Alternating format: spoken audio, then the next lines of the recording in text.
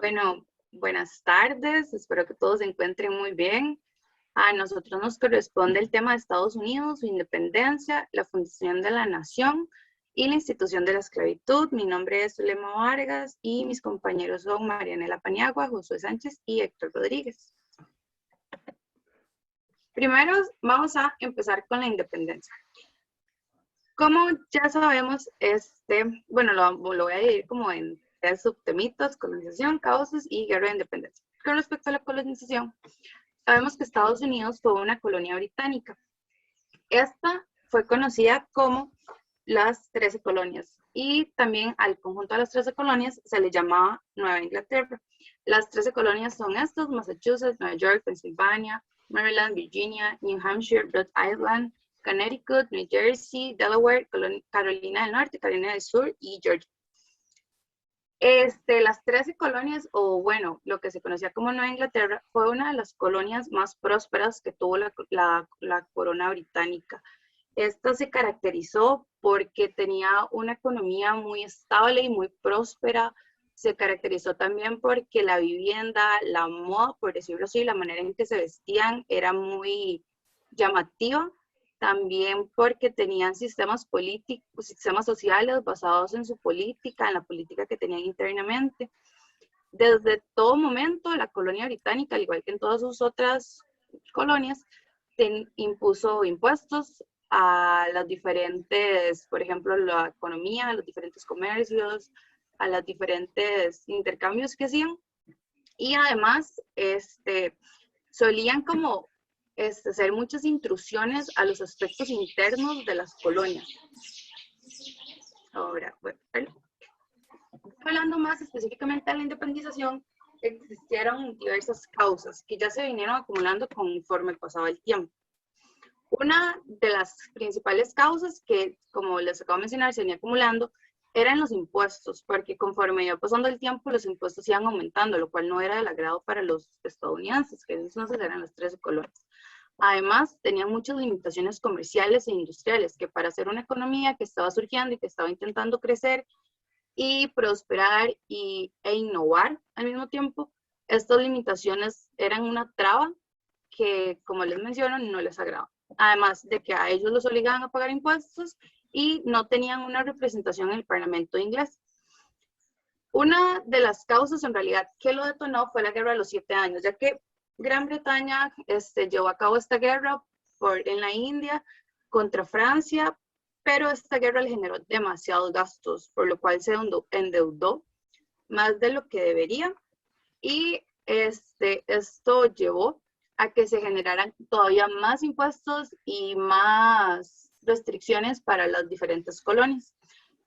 En ese punto fue que Estados Unidos, bueno, las 13 colonias en ese momento, se expresaron de que no estaban de acuerdo con estos impuestos. La corona británica les indicó como que no, que los impuestos iban a mantener, y ahí fue cuando empezó la guerra de independencia o la declaración de guerra. La guerra de independencia duró aproximadamente 8 años. Sin embargo, ya la independencia la tenían ganada desde 1781, pero la guerra duró 2 años más. Y bueno, esta guerra, durante el proceso de la guerra, en 1778-77, Francia se unió a Estados Unidos y les colaboró, ya que Francia había combatido contra Gran Bretaña en la guerra de los 7 años que acabo de mencionar y perdieron. Entonces, Francia estaba del lado de Estados Unidos, o las 13 colonias, y durante esa batalla existieron 2 principales batallas, que fueron las de Saratoga y Yorktown fue cuando ya se declaró que ganaron.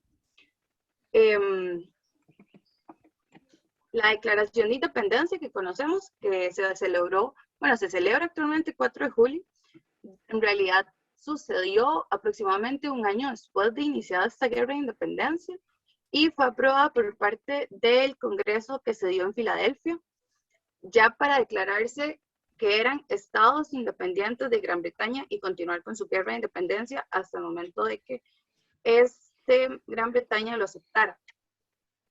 Gran Bretaña lo aceptó el 3 de septiembre de 1783 en el Acuerdo de París, y Estados Unidos lo firmó hasta noviembre. Después de esto, Gran Bretaña, como tenía diversos conflictos con Francia, también firmó acuerdos de paz con Francia y me parece que con España también. La Declaración de Independencia, que fue escrita por Thomas Jefferson, se basó en el reconocimiento de los derechos naturales de la vida, como la vida, la libertad, la búsqueda de felicidad, también el derecho a elegir sus propios gobernantes y la seguridad nacional. Esto se podría decir como los derechos humanos. Y también se basaron en poder elegir, por ejemplo, sus propios gobernantes, de que eventualmente, cuando ya lograron su independencia, ellos tomaron su tiempo para ver qué iba a suceder con las 13 colonias, si iban a quedar juntas, si se iban a querer independizar cada una por su cuenta. Y ahí fue donde eligieron el primer presidente, que eso lo va a hablar mi compañero a continuación. Bueno, yo voy a hablar sobre la fundación de la nación. ¿Podrías pasar la diapositiva? Sí. Gracias. Bueno, primero, para hablar del fundamento de la nación, ¿qué es una nación? Según Kaldug, la nación hace referencia a una realidad sociocultural bien delimitada que, aunque relacionada con el Estado, no puede limitarse a este. Esta realidad tiene varios elementos: un grupo social integrado culturalmente, experiencia histórica común, autonomía funcional interior y exterior, naturaleza personal. Estas las voy a hablar a continuación, pero para hacer un resumen, grupos socialmente, bueno, el primero hace referencia a que compartan características culturales, tales como el idioma, la religión, origen étnico, tradiciones. Experiencia histórica común es cuánto tiempo ha llevado este grupo unidos para poder crear esta cultura. Como Estados Unidos fue realmente relativamente joven para esta, bueno, no relativamente para esta época, sino bastante joven, casi recién nacido, no tenían tanta experiencia histórica común. Autonomía funcional es lo que conocemos como un Estado, o sea, si se pueden autogestionar ellos o gestionar ante otros. Y la naturaleza personal es si las personas se sienten identificadas con el Estado. Eh, ¿Vas? Eh, ¿Podrías pasar? Bueno, que es que se está quedando como pegadillo. ¿Era ahí? No. Ah, Ah, solo me sale eso. va, permítame compartir a mí un toque entonces. Ok.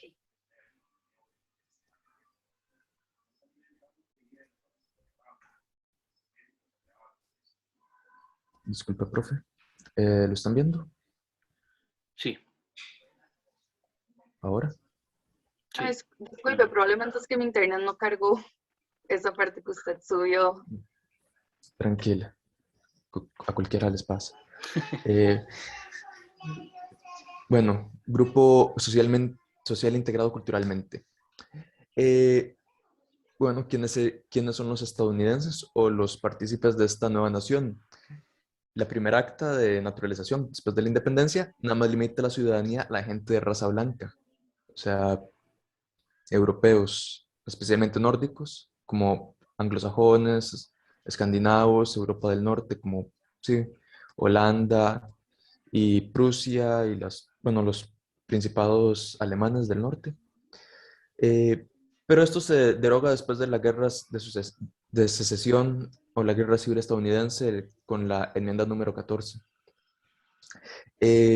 También la sociedad estadounidense considera que sus bases culturales son la cultura británica, la religión protestante y el idioma inglés. Otra vez se vuelve a hacer este hincapié de que son los colonos anglosajones los que son los ciudadanos de esta nueva nación. Después se incluyen a la religión católica y a los europeos no angloparlantes, específicamente, bueno, especialmente a los alemanes. Y después de, bueno, al principio se busca esta integración cultural, que es lo que en inglés se llama los WASP, que es White, Anglo-Saxon, Protestant, sí, White Anglo-Saxon Protestant. Pero después de la guerra eso civil se trata de pasar de la nación cultural a una nación cívica, que es para buscar una integración con respecto a los fundamentos de la Constitución. Esto lo voy a hablar adelante. Bueno, en cuanto a los elementos de historia común y la autonomía funcional interior y exterior, bueno, como se mencionó anteriormente, la revolución y la independencia, bueno, como es una nación joven, la revolución y la independencia es la única, bueno, es la principal experiencia común que tienen estas personas. Entonces la usan como un nexo. Eh, tienen, pero no hay mucho después de eso. O sea, lo que los une en este momento es la independencia. Pero al conseguirse la independencia, consiguen la autonomía funcional ante el resto de estados y de países. Y para contrarrestar a los imperios europeos, deciden unirse como una unión de estados. Bueno, una unión de estados republicanos. Aquí, como se ve en esta parte rosadita, es Estados Unidos. Y el resto se aprecia que está rodeada de imperios. Entonces, en vez de que cada estado como Connecticut o Virginia fueran solitos, decidieron que era mejor estar juntos. Pero tienen una gran característica que se permiten tener un grado de autonomía. Esta autonomía lo dice Madison para justificar, bueno, perdón, me estoy adelantando. Los padres fundadores, Jefferson considera que la nueva república debería ser un imperio de la libertad. Así es como se concibe, porque no hay repúblicas grandes en el mundo. Lo que hay son imperios. Entonces Jefferson dice, claro, vamos a hacer un imperio de libertad rodeado de repúblicas, todos vamos a ser republicanos. Esto a los europeos les parece, bueno, perdón por la palabra, pero tonto, porque para ellos los únicos estados, las únicas repúblicas decentes son las pequeñas, las únicas que pueden ser prósperas, así como Genoa, Hamburgo, Bremen.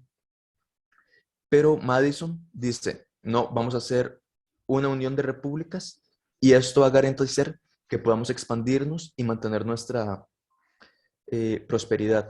Por eso es una unión con autonomía, para que cada una decidiera cómo acoplarse a su contexto. Y lo de la naturaleza personal. Entre la independencia y la guerra civil hay afiliación a la Unión, pero no es muy marcada. Se prefiere afiliarse al Estado de procedencia. Bueno, esto puede ser una comparecencia a América Central, que se consideraban como costarricenses. Bueno, se consideraban centroamericanos, pero preferían costarricenses. En este caso sí, somos estadounidenses, pero yo soy de Virginia. Bueno, sí, el estado de procedencia. Hubieron varias amenazas e intentos de separación porque decían, no, ya la Unión no nos está representando, tenemos que irnos por nuestro lado, y esto lleva a la guerra de secesión. Una de estas es la esclavitud. Los estados del norte no quieren, quieren desligarse de la esclavitud, pero los del sur la ocupan para la mano de obra. Bueno, Lincoln empieza a hablar de una nación en vez de unión, para ir creando esta idea de conjunto. Lincoln la propone en base a una religión política que busca la reverencia de los padres fundadores, la Constitución, la Declaración de Independencia. Esto es contrario a lo que tenían los padres fundadores en inicio. Ellos no decían que íbamos a ser una nación, sino una unión. Pero Lincoln lo mete, digamos, ahí para darle credibilidad.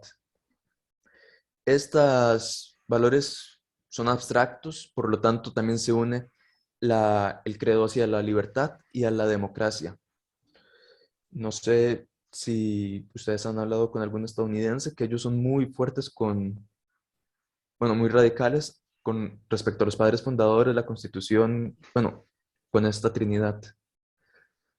Y esto ya se ve desde la Guerra Civil porque les dejó eh, bien marcados. Previos a esto no era preferencia del estado de procedencia. Ahora mis compañeros le van a hablar sobre la institución de la esclavitud.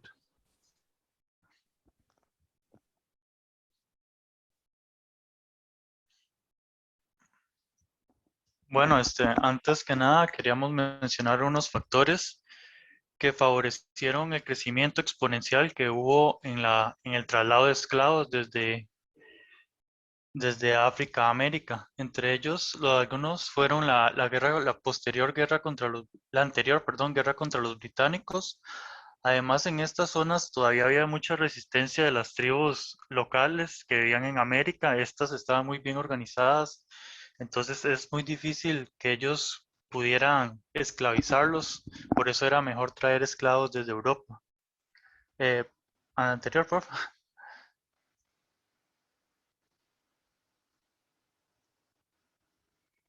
Ahí. También por esto, entre ellos eran unas poblaciones pequeñas, entonces tenía muy poca mano de obra disponible, por lo que no eran muy buenos en el rendimiento en sus cosechas. Entonces eso hizo que siguiendo el modelo que tenían en Europa, empezaran a importar esclavos de África, de manera que se llegó a un número muy alto. La siguiente, por favor.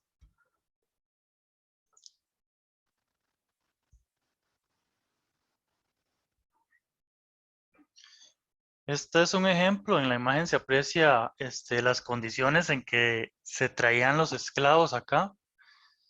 Se decía que venían en barcos de 120 metros de largo y 80 centímetros de 80 centímetros solo por cada cubículo.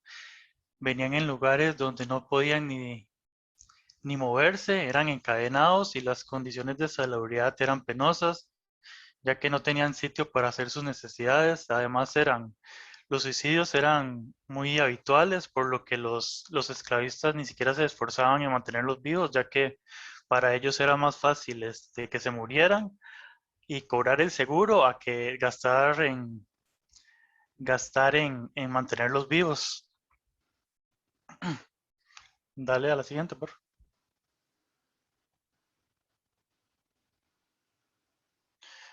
Una vez en América, los colonos tenían mucho miedo debido al gran número de esclavos que habían, se crearon una revuelta, por lo que crearon varios sistemas para poder mantenerlos con la moral baja, para que no pensaran nunca en rebelarse. Desde siempre se les torturaba psicológicamente, se les hacía perder su identidad, además de que como venían de varias culturas en África, era casi imposible que se comunicaran entre ellos, por lo que se sentían básicamente solos en un lugar nuevo. Se les hacía creer que eran propiedad del amo, no tenían derecho a nada, básicamente, eran vistos como una propiedad y tenían que responder hacia él, hacia esa persona a la que debían trabajar. También aquí entra un poco la parte de la iglesia, ya que al principio los colonos utilizaban las creencias religiosas para hacerles creer a los esclavos que tenían que servir, ya que era la única manera de lograr la salvación, e incluso se usaba la palabra, digamos, también para explicar que las acciones de los amos eran justificadas, ya que ellos merecían ese trato. Dale a la siguiente.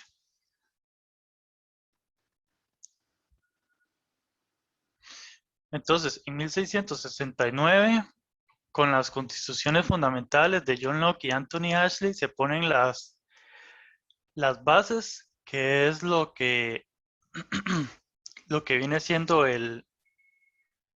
la, el sistema de institucionalización y consolidación del esclavismo. En este se dice que se estaban asentando la legislación necesaria para ordenar la estructura social y colonial y consolidar una aristocracia hereditaria e introducir el concepto de esclavitud. Además, se establece aquí que un esclavo queda reducido a simple mercancía y es propiedad del dueño. La última ya, por favor.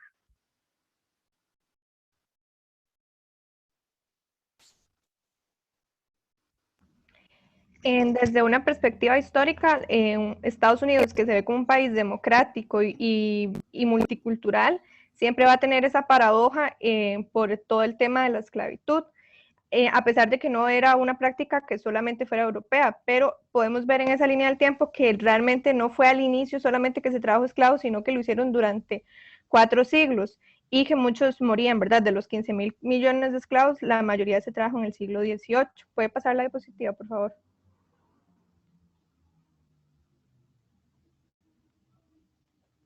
Algunas fechas importantes. En 1960 ya había una institucionalidad de la esclavitud, porque en Virginia ya había un primer puerto de tráfico de esclavos, y así continúa hasta 1865 en su evolución. Ya habían códigos de esclavitud, no había un amparo legal totalmente, pero todo daba a entender de que estaba siendo permitido. Incluso había leyes donde decía que si algún esclavo se escapaba, que no podía servir en ese estado donde llegaba, sino que se tenía que devolver. Y la justificación era de todos lados, desde la religiosa hasta temas de economía, digamos. Incluso en 1976, la Declaración de la Independencia, que hablaba tanto del sometimiento de la realeza, hipócritamente evadió todo lo de la esclavitud, o sea, fue totalmente omitido, a pesar de que ya en 1850 era 1/3 de la población estaba sujeta a esclavitud. ¿Qué soluciones se plantearon? Cuando ya dejaron de necesitarse, se deportaban a África, y había un aniquilamiento también por temas de cómo eran tratados. Ellos iban muriendo y la población disminuyó. Pero luego se pasa a lo que vendría siendo la segregación, que al final de cuentas hay un dilema moral, ¿verdad? De que hay una evolución. Sin embargo, la discriminación continúa por medio de la segregación. Y también hay un dilema al final de la independencia quedaron divididos entre los estados del norte y los del sur, que quería mantener el sistema de la esclavitud. Y al final había una crítica de que era mejor si la explotación laboral que había en el sur o la esclavitud, porque en el norte lo que decían era como sustento de la esclavitud, que al final de cuentas se pasaba una situación de esclavitud a una peor, que era la de explotación, ¿verdad? Que al final tenía el mismo fin económico. ¿Puede pasar la siguiente diapositiva?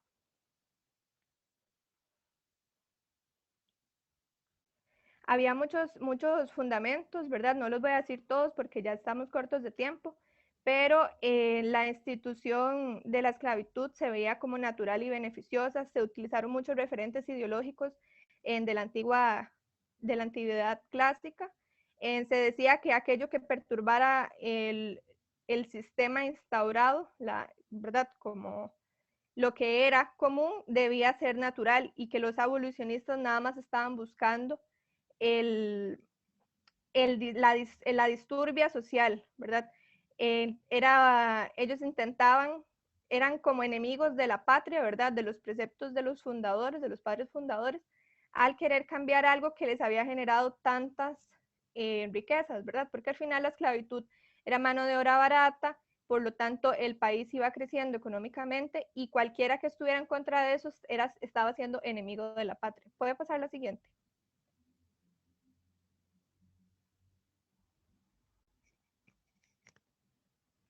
Ajá. Además, ellos apoyan de una idea que es la aristotélica, donde no todos deben gobernar, sino que algunos deben ser gobernados, y que la libertad no es una característica que todos pueden soportar, o sea, que no todos están listos para ser libres, y que deben de ser, ¿verdad?, mandados, y es una recompensa la libertad, algo que se tienen que ganar por virtuosidad, y ellos, al carecer de virtudes, entonces están excluidos de ese principio, de ese valor. Y además se habla de que es una manera, en verdad, poner a los blancos en la ingeniería y en los trabajos que tengan que relacionarse con el arte y con las habilidades blandas, se lograba solamente poniendo a los negros a trabajar, ¿verdad? Eso era otro fundamento. Y que, por ejemplo, las grandes obras arquitectónicas del mundo habían sido hechas gracias al trabajo fuerte y colectivo con una autoridad déspota, que si no hubiese sido así, que los grandes imperios como el griego, etcétera, no hubieran sido tan grandes, y que si queríamos llegar a eso, entonces teníamos que seguir con la idea de la esclavitud. La siguiente. Y ya para terminar, se hace una reflexión de cómo con la nueva era de la industrialización, donde el mundo quedó todo relegado a eso, ya empezaba a tener poco amparo ideológico, además de las luchas que se habían hecho, ¿verdad?, por parte de algunos sectores, dejaron atrás la esclavitud en un tiempo donde la sociedad agrícola dejó de tener tanto auge, y el empleo era ya distinto, digamos. Entonces, el sistema económico cambió y se transforma en la segregación. Por eso sería, digamos, sobre el tema de la esclavitud. Más bien, disculpen las prisas, profe, es que es difícil exponer cuando uno está con el tiempo medido. Se entiende perfectamente. Muchísimas gracias. Y sí, efectivamente, nos pasamos un toquecito, pero bueno, vamos a ver. Creo que aquí lo que tengo que hacer es admitir que también este es un tema que a mí me resulta fascinante y también espeluznante al mismo tiempo. Y aunque nos pasamos unos cuantos minutitos, yo quiero hacer un par de anotaciones, un par de cosas. A propósito de... Voy a limitarme a dos por cuestiones de tiempo. La primera es, me llamó la atención un dato que ustedes presentaron ahí, que cuando hablaron del transporte de personas en esclavitud a América, y la cantidad que pusieron era de más o menos 15 millones de personas, ¿verdad? Ahora, y les hago la pregunta a partir de un dato que yo tengo. ¿Ahí América significa Estados Unidos o significa América como continente? No, Estados Unidos. Ya. Sí, es que tengo un dato que es distinto. En todo caso, tendría que corroborarlo, porque es que también es espeluznante, y por espeluznante fue que me lo aprendí. Parece ser que realmente, o más bien el dato que yo tengo es el siguiente, tendríamos que contrastarlo. Que Estados Unidos realmente no fue un gran importador de esclavos, sino que en Estados Unidos se aprovecharon de lo que llamaron la ley del vientre, y era que así literalmente, cualquier cosa que surgiera de un vientre esclavo era esclavo. Entonces, básicamente, lo que se dedicaron fue a tener granjas de esclavos. Así, bueno, ya la esclavitud en sí misma es algo terrible, y esta noción de granja de esclavos es también terrible. El dato que yo manejo, que yo manejaba, ahora tendría que buscar algún artículo o algo así para fundamentarlo, es que realmente a Estados Unidos llegaron un poco menos de 600,000 esclavos. El dato de 15 millones me concuerda con el dato de América como continente, pero que Estados Unidos fue una de las naciones más exitosas en la reproducción de esclavos, porque entonces eso hacía que se abaratara muchísimo la mano de obra.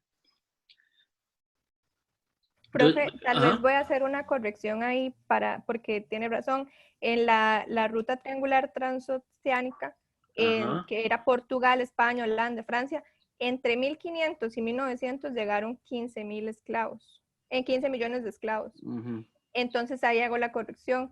Y claro. eso sí, ya en 1850, de los 12 millones de habitantes que había en Estados Unidos, 4 Mm, millones eran de esclavos, eran Eso sí, esclavos. sí.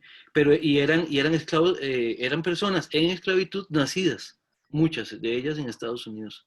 Fueron sumamente eficientes en la reproducción de la mano de obra. Y eso es, como les decía a ustedes, es espeluznante. No hay manera de verdad medir lo espeluznante que esta cosa es, ¿verdad? Eso, por un lado. Y la otra es sí, bueno, hacia el final, a mí una de las cosas que más me decepcionan, digamos, de la abolición de la esclavitud, yo creo que esto ya se los había comentado, es que la abolición de la esclavitud llegó realmente muy tardíamente, bueno, en Estados Unidos fue en 1865.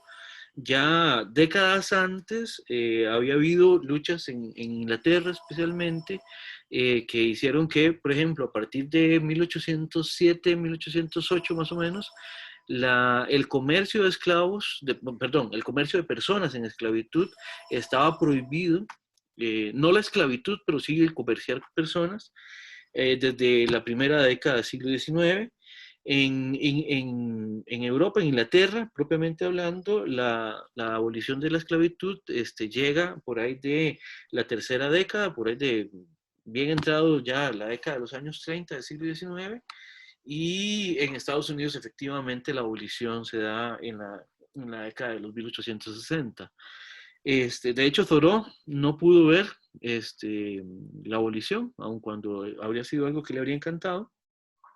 Y lo que les digo que es decepcionante de la abolición de la esclavitud es que en general responde, entre otras cosas, a que por las mejoras industriales en la producción y en la manufacturación de por ejemplo, el algodón, con el advenimiento de la máquina de cardar y cosas por el estilo, se hace más barato tener de capacidad instalada, ¿verdad? Máquinas haciendo ese trabajo que tener mano de obra humana haciendo eso. Y eso, entre otras cosas, es lo que potencia el hecho de que se dé la abolición de la esclavitud. Así de decepcionante, les digo, suena, precisamente porque es en función del interés económico principalmente, ¿verdad? Y no en un interés, digamos, más humanitario, que es lo que a uno, no sé, a veces le venden y muchas veces uno como que eso es con lo que se identificaría, ¿verdad? Bueno, qué dicha que se abolió la esclavitud, fue que se dieron cuenta del mal que estaban haciendo. No hay tal cosa, no hay tal cosa. De hecho, vean que la esclavitud en Estados Unidos se termina en la década de 1865 y bueno, aquí nosotros estuvimos sacudiéndonos a los filibusteros que venían con intenciones expansionistas en la década anterior, en 1850, en 1856, etcétera, etcétera. Todo ese hito histórico que para nosotros es también mucho de lo fundacional de nuestro referente histórico, ¿verdad? De 1856, tiene que ver también con las pretensiones expansionistas de una parte de la política norteamericana de aquel entonces. Entonces, para que vean, esto en última instancia no está tan desconectado de nuestra historia. Hacer ese rastreo de lo que es la presión expansionista geopolítica de Estados Unidos en el siglo XIX y hacerlo llegar a lo que es América Latina, especialmente a Centroamérica, es fascinante. Es realmente fascinante. Le ayuda a uno a ver la historia incluso de Costa Rica con otros ojos. Se lo recomiendo muchísimo, muchísimo. Creo que daría tal vez tiempo por si alguien así muy rápidamente quisiera aportar algo, alguna pregunta, algún comentario.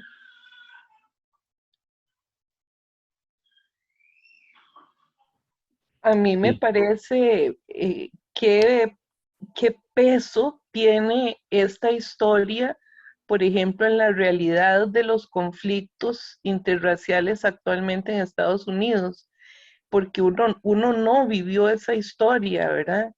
Entonces, me imagino qué peso transgeneracional debe tener esa historia que se manifiesta aún como un eco terrible. Completamente, completamente. Eso, poniéndolo en palabras de Galeano, todavía es una vena completamente abierta que tienen en Estados Unidos, ¿verdad? Todavía hoy, eso no ha sido, eso para nada ha sido saldado completamente. Vamos a ver, la historia de cómo se integran las personas en esclavitud a las historias particulares de cada nación es también muy interesante. Por ejemplo, de los lugares a donde más personas llegaron fue Brasil, por ejemplo. Y la integración cultural, y también, digamos, en la construcción de lo que sucedió en Brasil posterior a las épocas de esclavitud es muy distinta a la que nosotros podemos ver en otras partes del continente. Eso también les recomiendo que le den algún seguimiento. Eso es fascinante, básicamente fascinante. Bien, vamos a... Perdón, adelante, rápido, vamos. Yo quería hacer una recomendación de un documental que de hecho está en Netflix que se llama Enmienda 13, que habla de cómo la política penal estadounidense y todo el sistema de cárceles privadas tiene que ver demasiado con la discriminación racial y originada totalmente a partir de que se abolió la esclavitud, como cómo el Código Penal se vuelve una manera de controlar un problema que era un montón de gente liberta, digamos, que había sido, sí, que se había dado en libertad, los que no se pudieron llevar de nuevo a África porque sí hubieron deportaciones, ¿verdad? ¿De qué manera ellos trataron de controlar eso en el sistema penitenciario de Estados Unidos? Es muy interesante. Muy bien, muchas gracias, muchas gracias. Profe, Profe, sí, que también, bueno. perdón, que también hay textos de eso que yo siento que pueden servir, como el de Elsa Gouveia, que se llama Estudio de la historiografía de las Antillas Inglesas hasta finales del siglo XIX. También el de Eric Williams, que es el de Capitalismo y Esclavitud, y el de C.R.L. James, que es de los jacobinos negros. Yo Muy creo interesante. Ok, perfecto, tal que vez. ahí como que explican muchas cosas. Bueno, y también los de Antonio Benítez Rojo, La isla que se repite, que eso yo siento que sirve mucho y tiene como parte de la historia y todo eso es muy interesante y muy triste también. Ivonne, te agradecería si después me mandas un mensaje con esos títulos incluso yo se lo puedo compartir al resto del grupo, porque sí, a mí es que esta parte, este tema a mí me apasiona realmente. Sí, está bien, profe. Entonces, yo es que el ciclo pasado llevé el curso de pensamiento caribeño. Entonces, yo ahí todavía tengo algunos textos, entonces se los puedo pasar y si no tengo algunos se lo pido al profe y se lo comparto por correo. Perfecto, claro, maravilloso. Y les recomendaría, si alguna vez quieren llevar algún curso optativo o algo así, les recontra recomiendo los cursos que tienen que ver con esta temática en la Escuela de Historia, por ejemplo, de la profesora Rina Cáceres. Son una maravilla. Y en nuestra escuela tenemos a Luis Adrián que trabaja pensamiento del Caribe. Entonces, pues por ahí, por si quisieran ahondar.